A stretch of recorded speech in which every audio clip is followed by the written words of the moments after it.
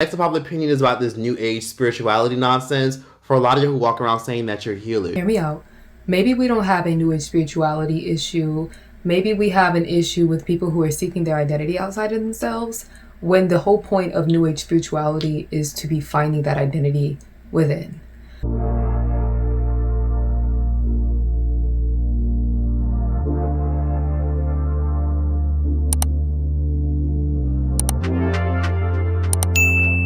Welcome to the Zen Den. My name is Timone, and I hope this becomes your comfort space, your happy place. If you're a spiritual girly, you like to sip on your tea, I want you to start sitting and get the sip in. Going around saying that they're healers.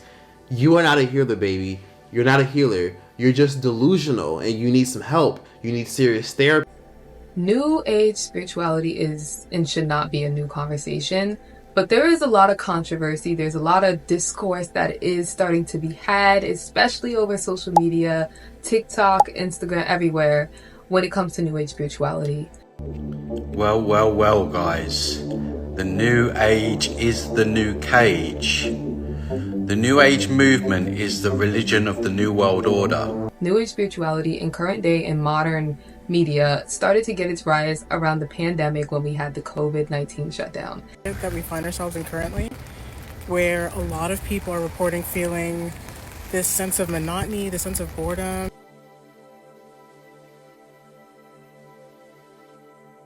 I would even argue that there were other spiritual concepts such as death and rebirth that had presented itself when it came to the pandemic, and unfortunately a lot of people lost a lot. It caused a lot of people to start waking up and asking themselves, what is my purpose in life? And what have I been doing all of this time? And because a lot of people started to have this questioning, they started to seek within themselves. A lot of them started to walk away from the church and started to religiously deconstruct. Every day my brain breaks when I think about the fact that Christianity is built off of a contradiction. Religious deconstructing is a lot more difficult than a lot of people kind of perceive it as. And this is why we're starting to see a rise in people who are starting to show psychoses or psychotic breaks. People who are hallucinating, who are creating experiences that may or may not exist. Not because we're having an issue when it comes to the rise of New Age spirituality. People who are becoming New Age spiritualists, I would argue that maybe this is just the reaction. This is the effect to the cause. And the cause is actually something that has been more prevalent in our society, and that would be religion.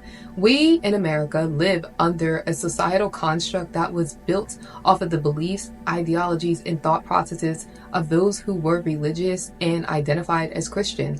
And I would argue that majority of America has been raised with Christian ideology in some way or some sort. And if it's not Christianity, you most likely have been presented or raised with some form of religious ideology.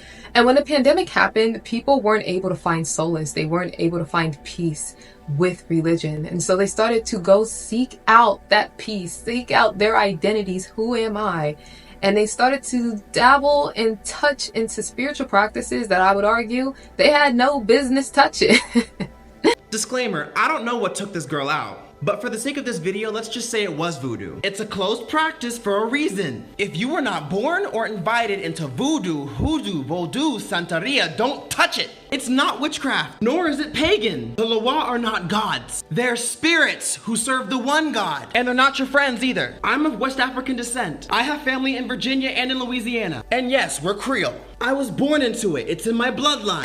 You can't just go from one religious ideology just because it does not work for you and touch another. And I mean actual other religions that some people just look at as spiritual practices because in America, these practices have been demonized as witchcraft. But these practices aren't just belief systems and magic and woo-woo. These are people's religions. They're cultural, religious ideologies, beliefs, and practices that no one wants to respect. And that is the real issue that we have. We have two issues that are prevalent when it comes to the rise of New Age spirituality in modern day times. And that is a lack of research and history and people who are running away from themselves. This is what we call ancient Sumeria. Ancient Sumeria are the first ancient civilization who have ever been known to practice some sort of spiritual ideology, because they had crystals and amulets and other jewelry that they used in their medicinal practices because they believed they had healing properties. However, nothing about this was organized. Although we know that ancient Sumeria did have their own spiritual practices, there aren't many records in history of that, so they aren't credited. Ancient Kemet, Mesopotamia, whatever you want to call it, aka ancient Egypt. We love ancient Egypt over here. Over in ancient Egypt, this is where we see the first record of any organized spiritual practice. This is where a lot of the ancient Egyptians served their sun god. They had laws such as the law of Ma'at. They had other gods and goddesses as well that served as symbolization of different types of archetypes and different ways of beings, and had a lot of core lessons that they would instill into the people of the society because their spiritual practice was ingrained in the social structure of that society. And what we see with ancient Egypt is that they also believed in crystals. They had ankhs, they had a lot of symbolism, and even things that they believed had healing properties that they would use in their medicinal lives as well as their regular lives. For example, crystals served as a piece of value when it came to their hierarchy. This would let people know your social standing within the society. Even though ancient Egypt is credited with being the first ever recorded history of an organized spiritual practice, they are not considered a religion. Hinduism is the eldest, most known and recorded history of any organized religion that we have to date. If you want to look at a religion that has existed longer than any other religion, then that would be Hinduism. And if you want to look at any spiritual practice that has existed longer than any other spiritual belief system, that would be Kemetic spirituality. New Age spirituality has its own history as well. When we look at New Age spirituality, some can say that the first wave actually began back in the early 1800s. This is when we had the Age of Enlightenment, or sometimes known as the Age of Reason. Now, during this time, most people believe that they were just going all and just seeking different scientific ways to find ways to advance the civilization. I would argue they were also doing other things. This was a time where we actually saw a lot of people starting to step out from religious ideologies, and they started to step into a lot more occultism and esotericism. During this time, there were a group of people, and many groups of people, who were going around and were kind of talking about psychicism, seances, and speaking, mediumship, channeling spirits.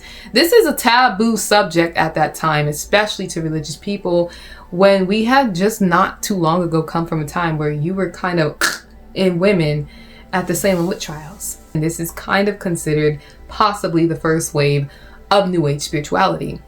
And then we saw a second wave of New Age spirituality. This was in my favorite time, the 70s and the 80s, baby. I love the 70s and 80s, okay?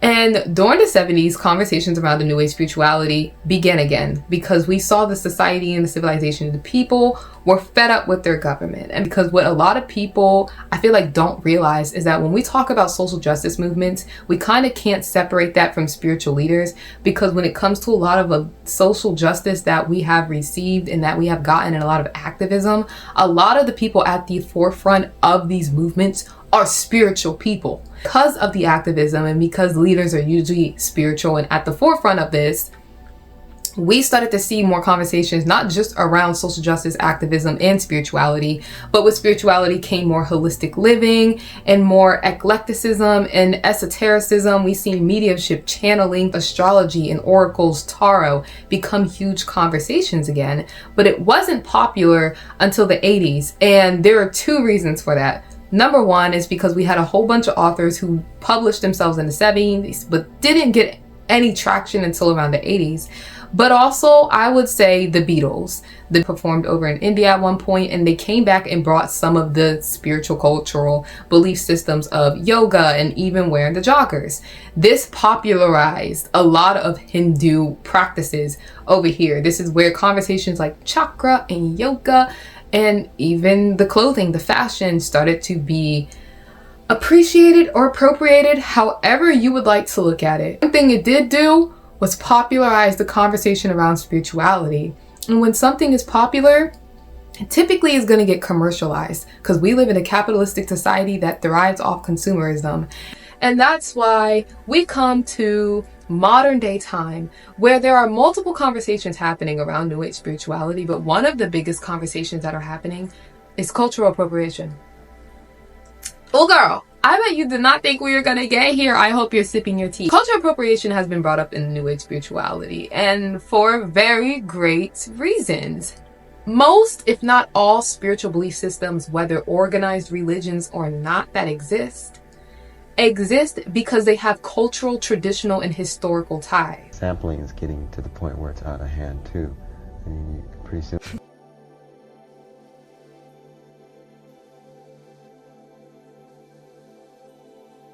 This is why you might see the controversies when it comes to conversations about cultural appropriation and New Age spirituality start to arise in modern day times.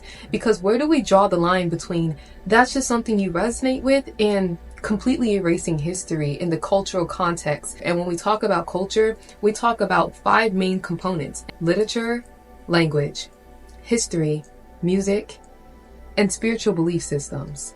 Spiritual practices and beliefs that were created have not just cultural and traditional ties to it, but a lot of history. And that is the problem that it happens when you have even natives who are asking people to put down certain sages and to not burn them because it's causing ecological and communicative issues to them in their societies. And then you have people who literally do not need these things who just don't care. You don't care. And the insensitivity, I want to say, does come from us existing in an individualistic society. But I would argue that we just need to do more and do better when it comes to the conversation of spirituality. I can't get mad at the people who don't want to put these tools down because that's how it has been marketed to them. Propaganda has done its job. I would like to talk about one more thing, and that is the idea that New Age spirituality is harmful. I want to challenge that idea because I don't think that New Age spirituality is harmful. I think that we have a lot of people who are mentally hurting. And when we're in the culture where mental health is a large discussion right now, you would think people would be just a little more conscientious of that, but they're not. Now, I don't think New Age spirituality is harmful. I think the conversation around it does bring harmful things. Again, you have people who are saying, I left religion and I found spirituality and I started to see demons and shadows. And I'm going to tell you this one thing. Sometimes the shadows you're seeing, they're not spirits. That's you. When you're running away from yourself, right? One of the main things you're taught in spirituality is there's usually a physical symptom to symptoms that are happening up here, because spirituality in essence is just you balancing your inner processings with your external processing. So the mind is being balanced with the body. Once this is balanced, you have found spirit. But what happens when the mind is not balanced? If you're not addressing the issue, then it's going to show up in a physical way. Sometimes this can show up as projections. If you have grown up in a religion that has told you that if you practice or you touch or you do certain things, that a demon, a devil, a shadow is going to show up, and then you go and proceed to do those things and then said things happen, I don't think it's logical to say that spirituality is the reason that you were experiencing these things and that's why you should have just been religious. I think we should be arguing of whether this is the placebo effect or actual psychosis that may have began from religion, not New Age spirituality. I want to add that this doesn't mean that anything that you experience that is spiritual is just psychosis, but I just want to add that whenever we are having a spiritual experience, we should always seek out a physical explanation. So do not rule out going to your doctors because you want to rule out any explanation. And also, if you're going to dive into divination tools of different spiritual practices, expect those spirits to also show up. Protect thyself. People should be able to do what they want with their journeys, but one thing that we all should share and have in common is respect. I won't say that New Age spirituality is harmful because I think that we've actually seen a lot of great things come out of the topic in the conversation of New Age spirituality that happened the same time that the pandemic happened. And that was the conversation about mental health. People started to look into shadow work, therapeutic service that you have with yourself and holding yourself accountable, whether it's for traumas that you didn't inflict on yourself or traumas that you may have had inflicted on yourself due to thoughts and patterns and belief systems and actions or lack of thereof. People are learning accountability. People are learning terms like awareness, because awakening is just you becoming aware. Awareness is a beautiful tool that we can have, but it's also a beautiful tool when we use awareness and accountability. And I will say, I do believe we are starting to see a larger group of people actually implementing these ideas that we talk and discuss on social media. We live in a society where people just want to escape it because it's not livable. And that is the bigger issue that we have at hand. Not what practice and belief system do people want to have. I hope your tea was piping hot, and I hope it's cooled down now and you maybe practically even finished it, because the tea is going to keep brewing. You're spiritual girly and you're here to sip tea with me, and I'll see you next time.